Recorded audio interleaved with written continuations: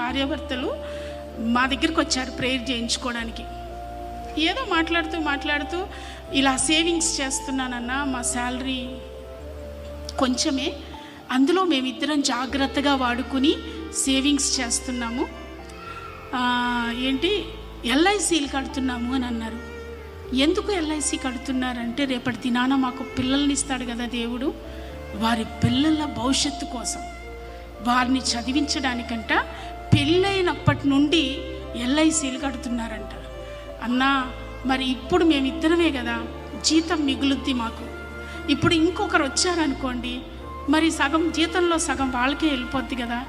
ఖర్చులు, బాలేదని ఇబ్బందులు ఎన్నో ఉంటాయి కదా. అందుకని మేమిద్దరం ఉన్నప్పుడే మేము దాన్ని సేవింగ్స్లో పెట్టేసామంటే రేపటి దినాన మా పిల్లలకి మంచి భవిష్యత్తుని మేము ఇస్తాం.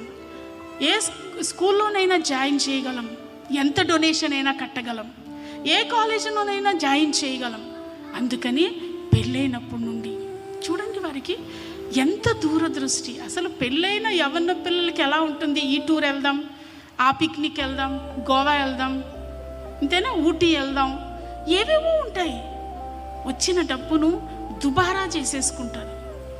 కానీ ఈ భార్యాభర్తలకి దూరదృష్టి. Praise the Lord. సోమరితనం మనకు అస్సలు ఉండకూడదు. యవ్వన కాలంలో బలం ఉన్నప్పుడే డ్యూటీ చేద్దాం, ఇంకా కొంచెం సమయం ఉన్నప్పుడు ఓటీ చేద్దాం. వచ్చిన దాంట్లో జాగ్రత్తగా ఖర్చు పెట్టుకుందాం. చీమల్ని చూస్తే, చీమలంట వేసవి కాలంలోనే వర్షాకాలం కొరకు ఆహారాన్ని సిద్ధపరచుకుంటాయి. అవి ఇంత చిన్నవే అయినా దూరదృష్టి కలిగినవి. Praise the Lord. దేవుని బిడ్డ, మనం కూడా వచ్చిన దాంట్లో జాగ్రత్తగా ఖర్చు పెట్టుకుని ఎంతో కొంత మిగులుపడి దాని కొరకు మనం అన్నీ కట్ చేసుకోవాల్సి వస్తుంది. బట్టల దగ్గర, ఆహారం దగ్గర, మటన్ దగ్గర కట్టింగ్స్ చేసుకుంటూ వస్తే తప్పకుండా మిగులుబడి మనకుంటుంది. భవిష్యత్తులో ఏ ఇబ్బంది లేని ఒక నెమ్మదైన జీవితం మనం చేయగలం. Praise the lord.